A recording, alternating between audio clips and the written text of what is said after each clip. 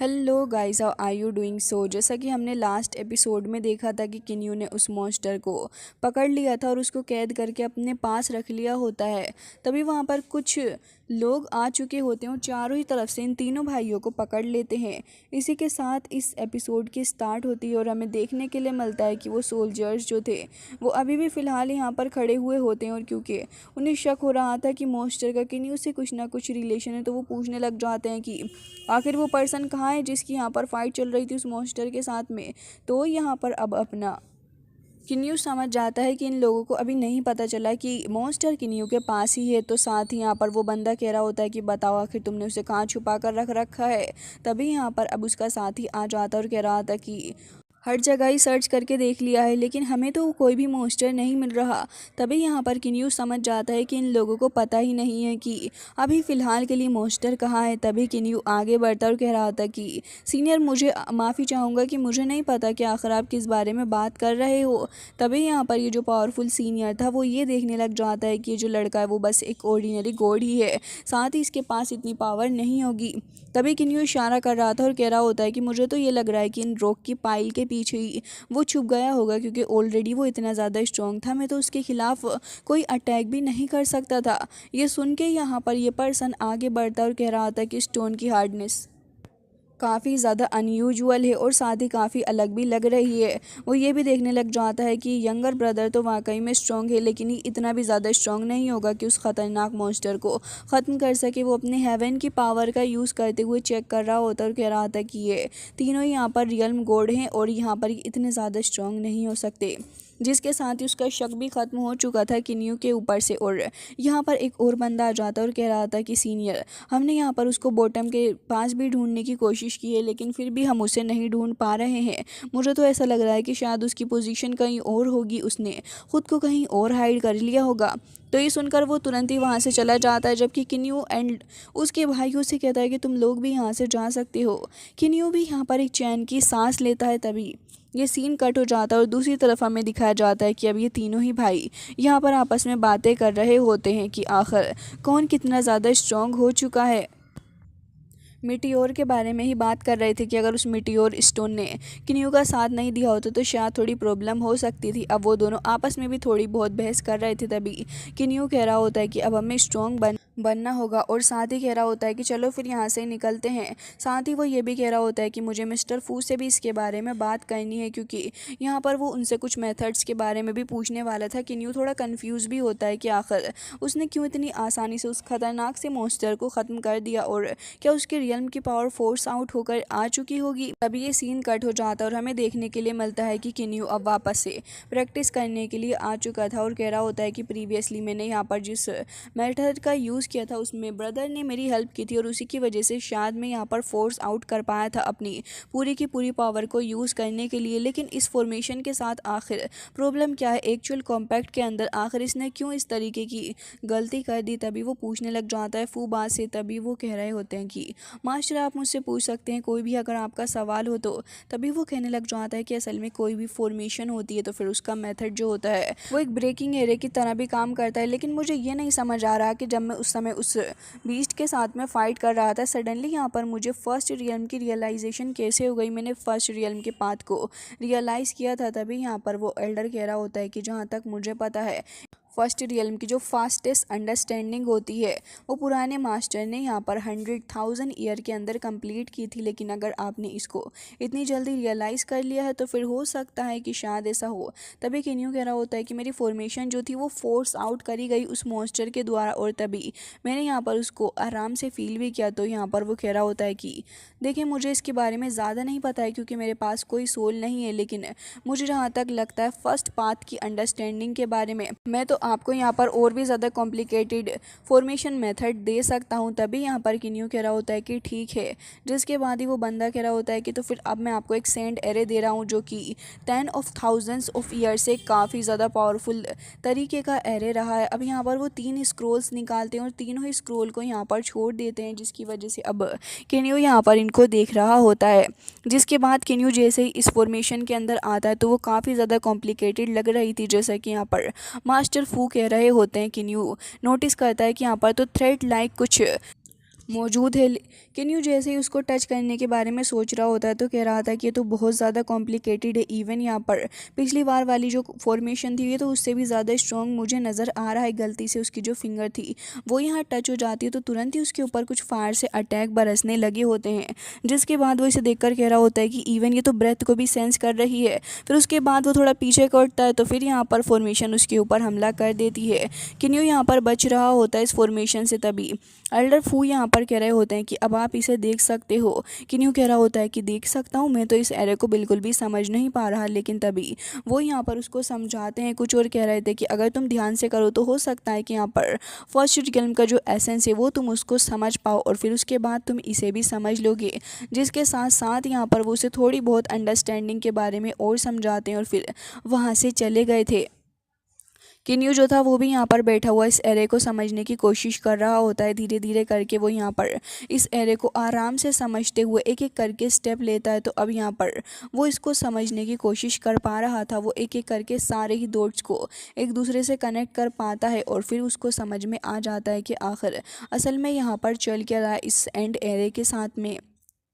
जिसके साथ ही ये सीन कट हो जाता है और अब हमें देखने के लिए मिलती है वो कैप्टन जो कि यहाँ पर खड़ी हुई थी और वो यहाँ 3 टोकन लेकर आई होती है। वो तीनों को ही एक एक टोकन दे देती है और कह रही होती है कि लग रहा है कि अब तुम्हें विलेज की तरफ मुझे लेकर जाना होगा, क्योंकि इन लोगों ने इनफ स्टोन काफ़ी जल्दी कलेक्ट कर लिए थे।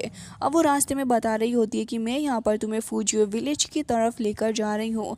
वैसे ये विलेज जो है तुम्हें नहीं पता, लेकिन हाई लॉन्ग टैंक की तरफ से इस विलेज को कंट्रोल करा जा रहा है और हमेशा ही यहाँ पर ये लोग काफ़ी ज़्यादा टैक्सेस वगैरह लोगों से ले रहे हैं, जिसकी वजह से यहाँ पर लोगों को काफ़ी परेशानियां भी हो रही हैं।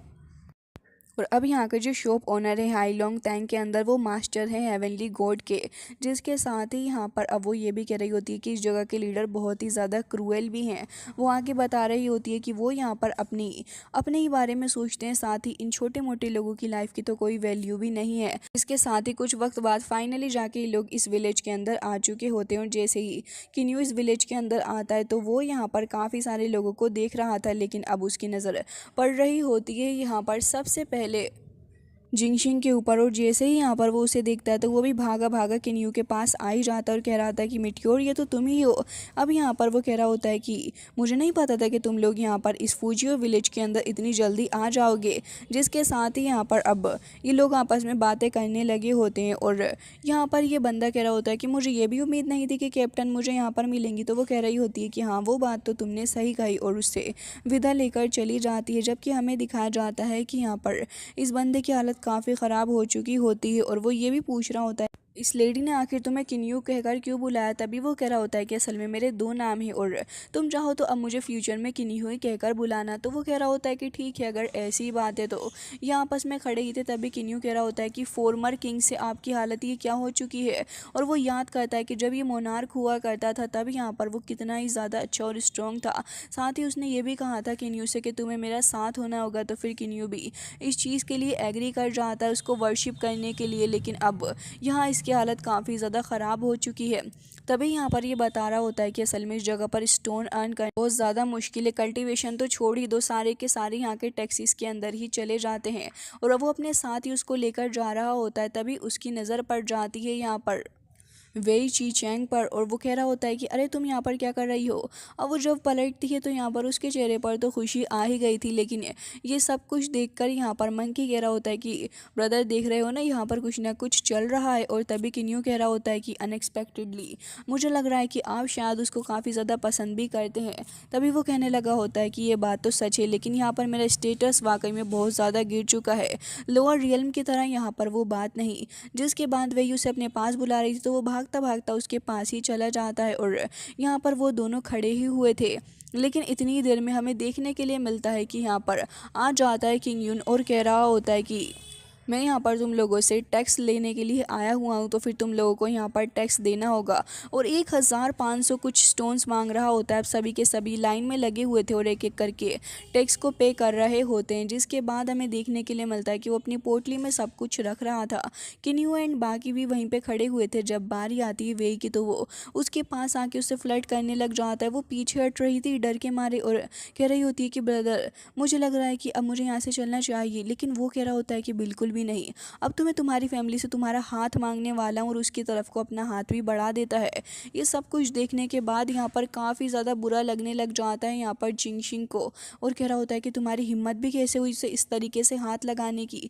तो यहाँ पर किन्यून कह रहा होता है कि ऑफ कोर्स मैं उसे हाथ लगाऊंगा, और साथ ही उसे भी पीछे हटा देता है काफ़ी ज़ोर से हिट करते हुए।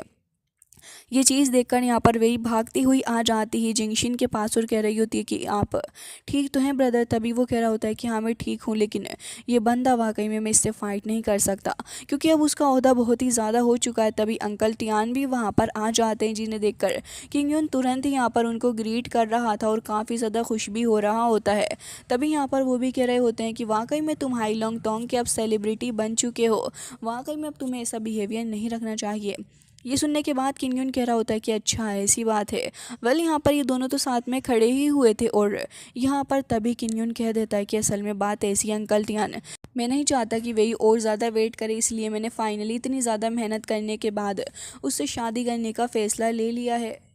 ये सुनकर वो बहुत ही ज़्यादा खुश हो रहे थे और कह रहे थे कि इससे ज़्यादा अच्छी बात और क्या ही होगी। इवन वो यहाँ पर इतने ज़्यादा खुश थे कि अभी सोच रहे होते हैं कि इन दोनों की शादी को फिक्स कर दिया जाए, लेकिन वे इस चीज़ से लिए साफ मना कर देती है कि वो यहाँ पर ये शादी नहीं करेगी। तो ये सुनकर यहाँ पर उसके ग्रैंडपा काफ़ी गुस्सा हो रहे थे और कह रहे थे कि ये क्या बात हुई भला, और साथ ही यहाँ पर सुना रहे होते हैं शिंगजिन को भी, और उससे कह रहे थे कि तुम क्या चाहते हो कि ये भी तुम्हारे साथ ऐसे ही सफ़र करे। तो किन्यून कह रहा होता है कि हाँ बिल्कुल, मुझे तो यही लग रहा है कि ये यही चाहता है, और काफ़ी ज़्यादा ह्यूमिलिएट भी कर रहा होता है। तभी यहाँ ग्रैंडपा आकर उसका हाथ पकड़ के लेके जाने लग जाते हैं। अब वे यहाँ पर क्या ही करता है, बेचारा चुपचाप वहीं खड़ा होता है। तो यहाँ पर दिखाया जाता है कि किन्यू और उसके भाई वहाँ पर आ जाते हैं, और उसे ये बात बिल्कुल भी अच्छी नहीं लगती कि ये बंदा यहाँ पर ज़्यादा गिरा हुआ है, और तभी कह रहा होता है कि तुम्हें बिल्कुल भी शर्म नहीं आ रही, तुम एक रोबर हो, रोबर जो कि दूसरों के सामान को चुराते हो। तो ये सुनकर वो कह रहा होता है कि अच्छा तो तुम खुद को कुछ ज़्यादा ही समझ रहे हो। तभी यहाँ पर दिखाया जाता है कि अपना हुए फे कहने लग जाता है कि तुम्हें पता भी है कि तुम इस जगह पर बहुत छोटे सी चीज़ हो, और तुम्हें यहाँ पर इतना ज़्यादा एरोगेंस नहीं दिखाना चाहिए। ये देखकर तो अब यहाँ पर वो बंदा कुछ वक्त के लिए सोचने लगा था, लेकिन तभी वे ही यहाँ पर जिंगशिन के पास ही वापस आ जाती है। ये देखने के बाद कि यहाँ पर ये सब कुछ चल रहा है और उसकी मर्जी के खिलाफ यहाँ पर ये सब कुछ चल रहा है, तो वो ये देखकर बहुत ज़्यादा गुस्सा होता है। बट वो यहाँ पर ये चीज़ भी डिटेक्ट कर लेता है कि यहाँ पर एक बंदा जो इनमें से ज़्यादा स्ट्रॉन्ग गोड है, जबकि दोनों इंटरमीडिएट लेवल के गोड हैं। तो अभी वो डिसाइड करता है कि यहाँ पर इन लोगों से अभी पंगा नहीं लेना चाहिए, क्योंकि ये अभी अभी तो यहाँ पर आए और इनकी स्ट्रेंथ भी ज़्यादा है, जिसके चलते वो चुप हो जाता है। और हमें दिखाया जाता है कि अब बाकी सारे लोग भी किन्यू को ही देख रहे थे, जो कि अपना स्टोरेज बैग निकाल लेता है। सभी कह रहे थे कि न्यू कमर के पास ये कहाँ से आ गया। तो किन्यू कह रहा होता है कि ब्रदर जिन्युआन, ये लीजिए, कुछ वक्त पहले यहाँ पर मैंने आपसे कुछ सामान लिया था और बदले में मैं आपको ये वापस दे रहा हूँ। अब आप चाहें तो यहाँ पर एक अच्छा घर खरीद सकते हो तुम दोनों के लिए ही। तो ये सुनकर तो यहाँ पर ओबियसली जिंगशिन को बहुत ही ज़्यादा खुशी होती है, और वो थैंक्स करने लग जाता है अपने किन्यू का, और कह रहा होता है कि वही चलो चलते हैं हम लोग अपने लिए घर खरीदने के लिए। तो वो कह रही होती है कि ब्रदर आप वाकई में बहुत ही ज़्यादा ग्रेट हो, जिसके साथ ही यहाँ पर वो दोनों घर खरीदने के लिए चले जाते हैं। जबकि यहाँ पर ये बंदा किन्यून जो होता है वो बहुत ज़्यादा गुस्सा था और कह रहा होता है कि अभी इस लड़के से फ़ाइट करना मैं अफोर्ड नहीं कर सकता, इसलिए मैं यहाँ से जा रहा हूँ, लेकिन बाद में इससे बदला ज़रूर से ही लूँगा। अब ये सीन कट हो जाता है और हमें दिखाया जाता है ईस्ट टेरिटरी को, गॉड रियल्म की, जहाँ पर ये लोग आए होते हैं। यहाँ पर काफ़ी सारी मेजर फोर्सेस भी हैं और यहाँ पर काफ़ी ज़्यादा जगह भी है, यानी कि कोई भी बंदा चाहे तो यहाँ से प्रॉपर्टी खरीद सकता है सिटी ओनर से। तो अभी ये लोग बेसिकली यहाँ पर प्रॉपर्टी खरीदने के लिए आए होते हैं। किन्यू भी साथ ही आया था, और यहाँ पर अब ये बंदा जिंगशिन बता रहा होता है कि वैसे मुझे इतना ज़्यादा स्पेसिफिकली नहीं पता है कि आखिर मुझे किस जगह को ख़रीदना चाहिए। और साथ ही ये लोग धीरे धीरे करके फाइनली उस जगह पर आ जाते हैं, जहाँ पर ये लोग नोटिस करते हैं कि लोग अपनी मर्ज़ी से अपनी प्रॉपर्टी वगैरह उठा रहे हैं और वहाँ से जा रहे हैं। तभी यहाँ पर अब वो बंदा कहने लग जाता है कि ये लड़की बहुत ही ज़्यादा पुअर एटीट्यूड वाली है, जिसके साथ ही वो पलट के देखती और कह रही थी कि मुझसे ज़रा तमीज़ से बात करो। अब यहाँ पर मंकी फ़ाइट करने के लिए जा ही रहा होता है, तभी यहाँ पर इसे श्याओ समझा रहा होता है कि ऐसी कोई भी बात नहीं है, तुम इतना ज़्यादा ऑफेंड क्यों ही हो जाते हो। जिसके बाद किन्यू वहाँ पर आ जाता है और चूज़ करने लगा था कि आखिर कौन सी प्रॉपर्टी इन दोनों के लिए सूटेबल रहेगी। मिलेगी। तो वो यहाँ पर एक प्रॉपर्टी को उठाकर उसे देखने लगा होता है और वो एरिया देखने में काफ़ी अच्छा नज़र आ रहा होता है और वो कह रहा था कि ये जो जगह है एक सही है। वैसे तो रॉयल रियल्म के अंदर भी जगह अच्छी खासी है, बट यहाँ पर लग रहा है कि यहाँ पर आने के बाद ये जगह थोड़ी चीप भी पड़ रही है। तो वो यहाँ पर दे देता है ये चीज़ इस बंदे जिंगशिन को, और जिंगशिन इसे लेके ख़रीदने के लिए जा रहा होता है और कह रहा था कि नॉर्थ डिस्ट्रिक्ट के अंदर ये जो बिल्डिंग है ये हमें चाहिए। तो ये सुनकर वो लड़की कहती है कि ठीक, हमें 228 पीसेस दे दीजिए आप लो ग्रेड के स्टोन के, तो ये घर आपका हो जाएगा।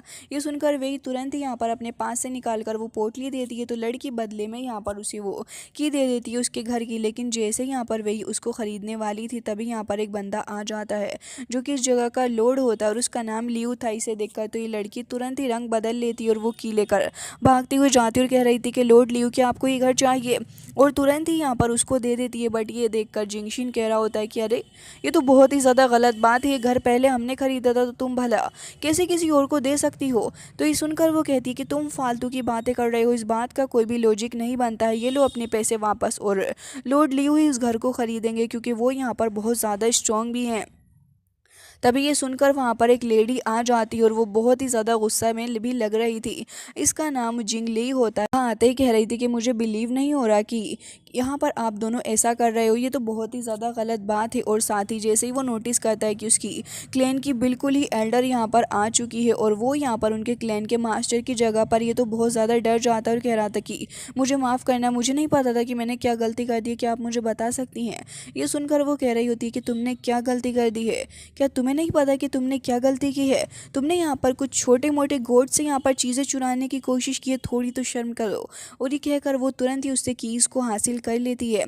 जबकि हमें दिखाया जाता है कि वो यहाँ पर ये की वापस करने के लिए आगे बढ़ रही थी जिंगशिन को। ये चीज़ तो वाकई में चौंकाने वाली थी कि यहाँ पर एक काफ़ी ज़्यादा पावरफुल मास्टर कैसे कुछ लोअर ग्रेड के गोड्स के लिए इतना बड़ा स्टैंड ले रही है। साथ ही यहाँ पर वो कह रही थी कि साउथर्न डिस्ट्रिक्ट जो है वो प्रैक्टिस के लिए ज़्यादा सूटेबल रहेगा, और ये कहकर वो वहाँ से तुरंत ही चली जाती है।